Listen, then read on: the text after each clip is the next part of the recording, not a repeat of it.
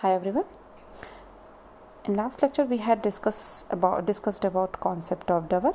In continuation of last lecture, in this lecture we are going to discuss about what are the different remedies available for wife in case of non-payment of dower. So basically there are three types of remedies available for Muslim women. First is refusal of conjugal rights. Conjugal rights क्या होता है? दंपत्ति अधिकार, जो भी husband wife को एक दूसरे के अगेंस्ट स्पेशली सेक्सुअल रिलेशन के रिगार्ड जो भी राइट्स मिलते हैं और जो राइट्स एक्साइजेबल बाय लॉ होते हैं, जो भी दंपत्ति अधिकार मिलते हैं वो एक्साइजेबल बाय लॉ होने चाहिए. सो अगर प्रॉम्प्ट जो डॉवर है वो पेमेंट नहीं हुआ है तो वाइफ जो है रिफ्यूज़ कर सकती है हस्बैंड के साथ कंज्यूमेशन मैरिज का कंज्यूमेशन करने के लिए. So before the consummation of the marriage the wife is entitled to deny the cohabitation to the husband till he gives her prompt dower on demand.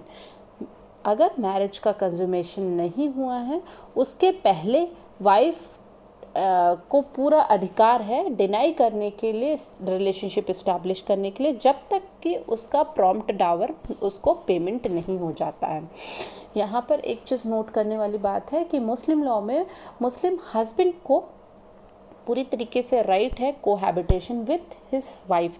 वहाँ पर वाइफ जो है विदाउट एनी रीजनेबल एक्सक्यूज़ के उसको refuse नहीं कर सकती relationship establish करने के लिए.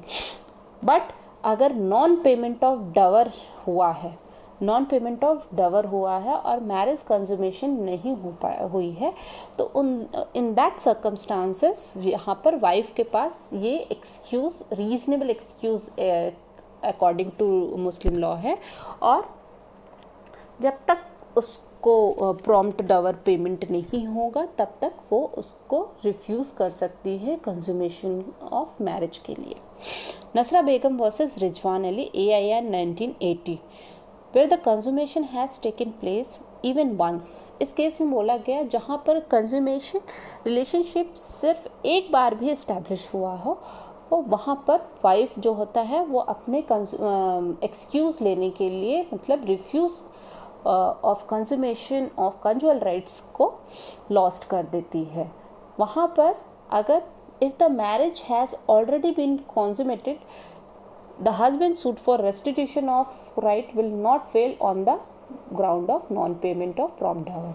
वहाँ पर अगर हस्बैंड जो है सूट फाइल करता है रेस्टिट्यूशन ऑफ कंजुअल राइट्स को, मतलब जो भी उसके दंपत्ति अधिकार है उसको रीस्टोर करने के लिए, वहाँ पर सिर्फ इस बेसिस पे वो अपने सूट कोर्ट सिर्फ इस बेसिस पे उसको डिसमिस नहीं कर सकती है कि नॉन पेमेंट ऑफ डॉवर. बट यहाँ पर कोर्ट को डिस्क्रिशन होता है कि in this type of case, मतलब जहाँ पर प्रॉम्प्ट डॉवर पेमेंट नहीं हुआ है और कंज्यूमेशन भी इस्टेब्लिश हो गया है इवन वंस, सो वहाँ पर कोर्ट के पास डिस्क्रिशन होता है कि वो हस्बैंड की डिक्री को पास करे for restitution of conjugal right with some condition.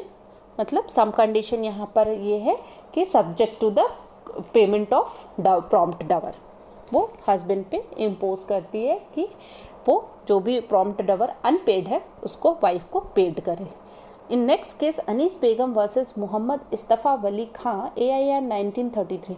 इस केस में हस्बैंड वाइफ की शादी होती है, उनके बीच में रिलेशनशिप होता है एंड उस रिलेशनशिप इस्टेब्लिश होता है और उनकी मैरिज के बाद एक बेटी होती है, और कुछ समय बाद वो अपने हस्बैंड को छोड़ के चली जाती है.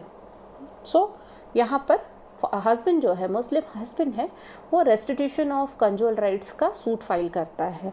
वहाँ पर चीफ जस्टिस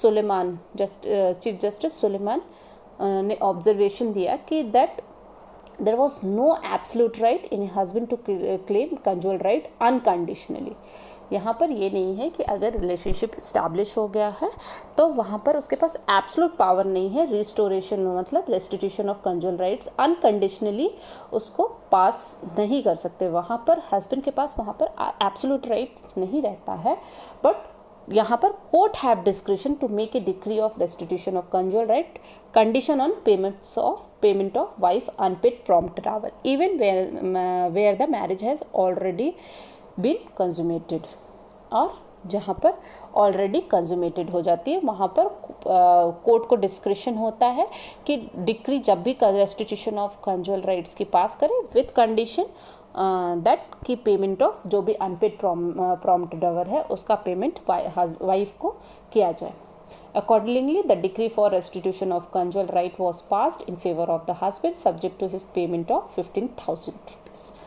So, उस केस में हस्बैंड के फेवर में रेस्टिट्यूशन ऑफ कंजुअल राइट्स का सूट पास होता है एंड उसको एक कंडीशन के साथ कि उसको अपनी जो भी अनपेड अमाउंट था ₹15,000 वो अपनी वाइफ को पेमेंट करना पड़ेगा. नेक्स्ट हमारा रेमेडीज़ है for wife. Enforcement of dower as debt. The wife can recover her unpaid dower by maintaining in action in a court of law.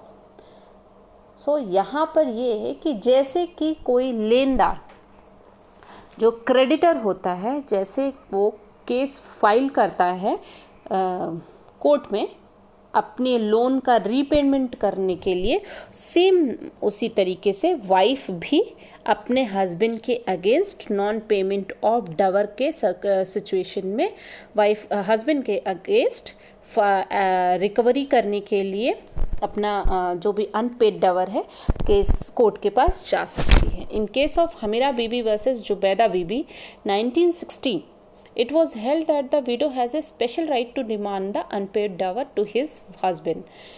यहाँ पर widow has a जो भी widow है वो उसको स्पेशल राइट होता है unpaid dower to his husband. So यहाँ पर further it is in this regard it was quoted that dower is essential incident under the Muslim law to the status of marriage. The dower rank as a debt and the wife are entitled along with other creditor to have it satisfied on the death of the husband out of his state.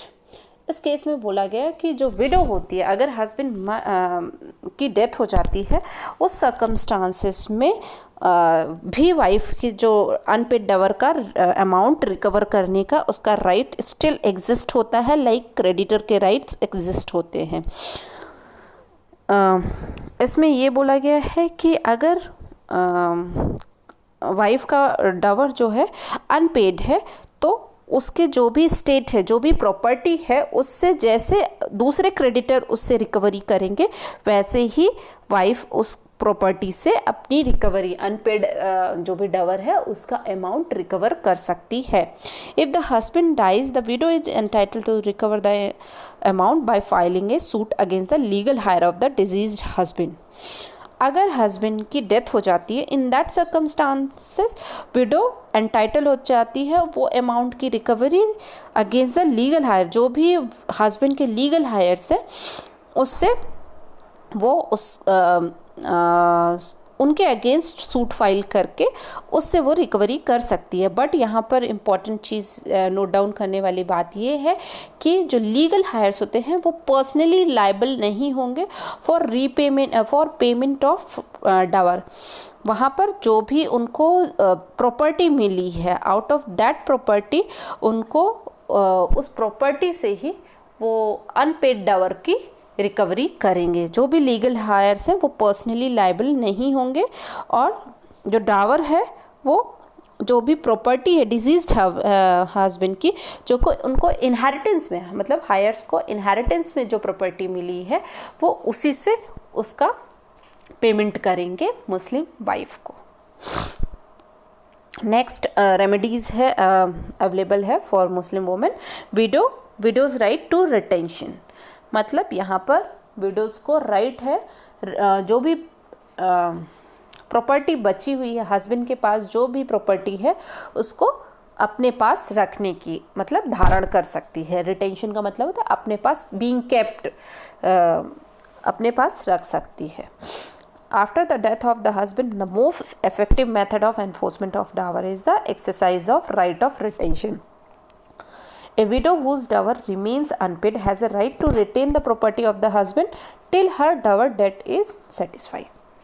So यहाँ पर बोला गया है कि wife को पूरी तरीके से विडो है, मुस्लिम विडो जो है उसको पूरी तरीके से ये राइट है कि वो प्रॉपर्टी को, हस्बैंड के प्रॉपर्टी को तब तक रिटेन कर सकती है जब तक उसके अनपेड डवर का अमाउंट वो उस प्रॉपर्टी से सेटिस्फाई नहीं कर लेती है। So in the case of Bebi Bachchum versus Hamid Hussain 1871, it was held that the possession of the husband property could be acquired by the wife in lieu of the unpaid dower without force or fraud। यहाँ पर बोला गया कि जो husband women है, wife है, window है, वो अपने हस्बैंड की प्रॉपर्टी को जो भी अनपेड डवर है उसके एवज में उसकी प्रॉपर्टी को एक्वायर कर सकती है, बट वहाँ पर वो फोर्स और फ्रॉड यूज़ नहीं कर सकती है। वहाँ पर जब भी वो एक्वायर करेगी वहाँ पर वो फ्रॉड या फोर्स यूज़ करके उसको रिटेन नहीं करेगी, एक्वायर नहीं करेगी। The same principle laid down in the case of Maniya Bibi versus Chaudhary Vakil Ahmad 1924। A Muslim widow can no doubt retain possession over the property of her husband। Muslim women जो है no doubt उस property को retain कर सकती है, अपने पास रख सकती है, बट तब तक वो प्रॉपर्टी को जब तक उसके डवर डेट की पेमेंट ना हो। बट यहाँ पर she is not authorise to alienate it by sale, mortgage और अदरवाइज। यहाँ पर ये है कि मुस्लिम वुमेन नो डाउट वो प्रॉपर्टी को अपने पोजीशन में रख सकती है जब तक कि उसको डवर अमाउंट, जो भी अनपेड अमाउंट है, ना पेमेंट हो, बट वो ऑथराइज्ड नहीं होती कि उसको एलिनेट मतलब ट्रांसफ़र या उसका जो पोजीशन है किसी थर्ड पर्सन को ट्रांसफ़र कर दे, या तो सेल, मोर्गेज या अदरवाइज कोई भी फॉर्म में वो उसको एलिनेशन नहीं कर सकती है। इन ए केस अगर ऐसा हुआ कि विडो जो है वो एलिनेट कर दी उस प्रॉपर्टी को, सो वो उसी एक्सटेंट से एलिनेशन कर सकती है जितना वो उसका अनपेड डवर का शेयर होगा। वो पूरी प्रॉपर्टी का एलिनेशन नहीं कर सकती है, जिससे कि जो भी इनहेरिटेंस मतलब अदर लीगल हायर्स जो हैं, डिजीज्ड हस्बैंड के जो अदर लीगल हायर्स है, उनके जो शेयर्स है वो डिस्टर्ब नहीं होने चाहिए। वो सिर्फ अपने एक्सटेंट मतलब जितना भी अनपेड डवर है उस अमाउंट का ही शेयर वो एलिनेट कर सकती है। उसके अलावा जो अदर लीगल हायर्स हैं डिसीज्ड हस्बैंड के, उनके शेयर को वो डिस्टर्ब या डिस्टरप्ट नहीं कर सकती है। ये उस पर रिस्ट्रिक्शन होता है। सो there are diverged view on the issue whether the widow has a widow right of retention in lieu of unpaid dower is transferable and heritable। so यहाँ पर डिफरेंट ओपिनियन है कि जो विडो है वो जो भी अपने पास प्रॉपर्टी पोजीशन में रखती है अनपेड के एवज में वो ट्रांसफरेबल होती है एंड हेरिटेबल होती है कि नहीं। सो कुछ केसेस में बोला गया कि right of retention of the property are not heritable and transferable. Heritable का मतलब क्या हुआ? हेरिटेबल का मतलब है transmissible from one parent from parents to offspring, जो भी पेरेंट्स के द्वारा दूसरे को दी जाती है। तो कुछ केसेस में बोला गया कि दे सकते हैं, मतलब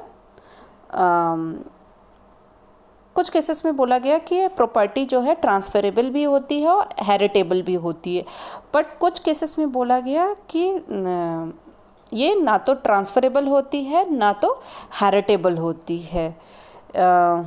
इन मुजफ्फर अली खां वर्सेस परबती, इन सब केसेस में बोला गया कि ट्रांसफरेबल राइट्स और हेरिटेबल राइट्स नहीं अवेलेबल है। विडो को ट्रांसफरेबल और हेरिटेबल राइट्स नहीं है।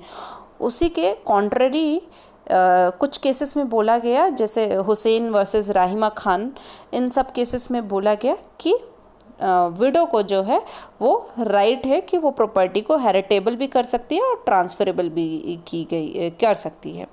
So there are conflicting of opinion of various high courts and Supreme Court on the status of unpaid dower with regard to the rights of women when dower is unpaid. So यहाँ पर बहुत सारे contradictory views हैं regarding कि transferable property transferable और heritable है कि नहीं है. सो क्लियरली तो किसी ने नहीं बोला कि ट्रांसफरेबल है कि नहीं है. But in case of Sahana बीवी वर्सेस नदीम शाह 2015 इस केस में कोर्ट ने बोला कि in case of mental cruelty non payment of maintenance allowances expulsion from the house by the husband are the ground for the dissolution of marriage and hence they are entitled to the recovery of dower that was unpaid and also maintenance. But इस case में wife के मतलब Muslim wife के favour में case में बोला गया कि अगर वाइफ मेंटल क्रूएलिटी फेस कर रही है और उसका जो भी मेंटेनेंस एलेवेंसेस नहीं पेमेंट किया गया है, उसको अपने घर से भी निकाल दिया गया है, वो एक बड़ा स्ट्रॉन्ग पॉइंट है फॉर डिसोल्यूशन ऑफ मैरिज. और इन that circumstances wife easily can recovery कर सकती है डवर की अमाउंट जो कि अनपेड था. सो ये हो गया concept of dower. Concept of dowers में मैं आपको समरी में बता दूं क्या क्या ने हम लोग ने फोकस किया. कॉन्सेप्ट ऑफ डवर में हम लोग ने फोकस किया प्री इस्लामिक पीरियड में भी ये प्रिवलेंट था, बट ओरिजिन ऑफ इस्लाम के बाद इसको थोड़ा सा मैरिज के सेटलमेंट के तौर पे इसको एक्सेप्ट किया गया. डेफिनेशन हम लोग through the different scholars and through the case laws हम लोगों ने डिस्कस किया. काइंड्स ऑफ डवर डिस्कस किया. Specified unspecified. स्पेसिफाइड में जिसमें अमाउंट फिक्स्ड होती है उसमें 2 टाइप्स होते हैं, प्रॉम्प्ट एंड डिफर्ड. प्रॉम्प्ट क्या होता है कि इमीडिएटली आफ्टर मैरिज जो तुरंत ऑन डिमांड पे before the consummation of marriage दिया जाता है उसको प्रॉम्प्ट डावर बोलते हैं. डिफर्ड डावर वो होता है जब डिसोल्यूशन ऑफ मैरिज होता है तब either by death or either by divorce. So in those circumstances में deferred डावर होता है. अनस्पेसिफाइड को ही हम प्रॉपर और कस्टमरी डावर भी बोलते हैं.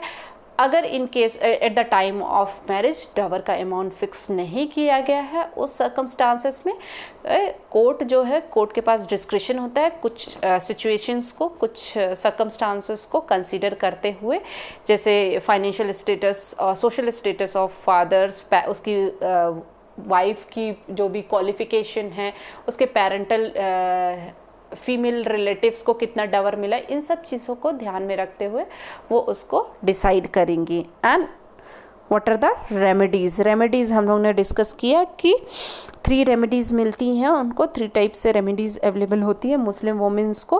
फर्स्ट इज़ कि रिफ्यूज़ल ऑफ कंजुअल राइट्स, जो भी दाम्पत्य अधिकार है उनको रिफ्यूज़ कर सकती हैं और जब तक कि उनको प्रॉम्प्ट डावर का पेमेंट नहीं होता है. सेकंड ये है हमारा डावर को एज एन डेट, मतलब जैसे क्रेडिटर उससे रिकवरी कर सकते हैं वैसे एज एन डेट उससे रिकवरी कर सकती हैं हस्बैंड से. And third one is